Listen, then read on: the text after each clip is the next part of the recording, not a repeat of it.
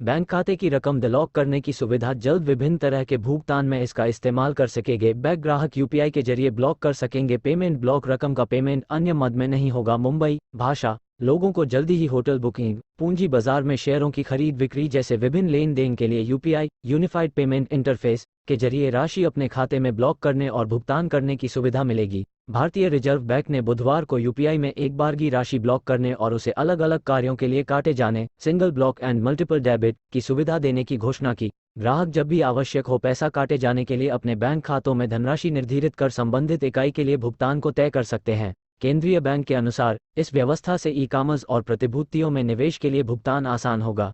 RBI के governor Shaktikanta Das ने द्विमासिक मौद्रिक नीति समीक्षा की जानकारी देते हुए कहा, यूपीआई की क्षमता बढ़ाकर ग्राहकों को सेवाओं के एवज में भुगतान के लिए राशि अपने खाते में ब्लॉक करने की सुविधा देने का निर्णय किया गया है।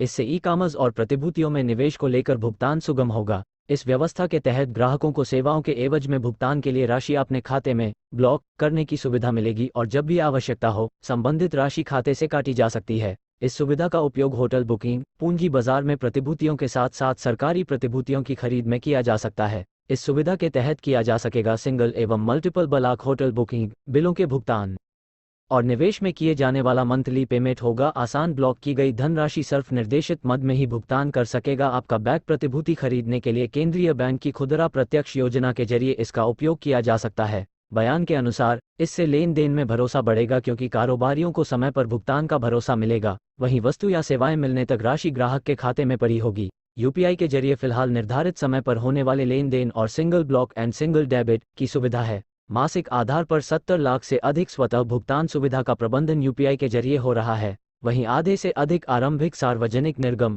आईपीओ आवेदनों का प्रसंस्करण यूपीआई में रकम ब्लॉक करने की सुविधा से हो रहा है। आरबीआई ने कहा कि इस बारे में भारतीय राष्ट्रीय भुगतान निगम एनपीसीआई को जल्दी ही निर्देश जारी किया जाएगा। दास ने भारत बिल भुगतान प्रणाली बीबीपीएस में सभी भुगतान और संग्रह शामिल कर इसका दायरा बढ़ाने की भी घोषणा की।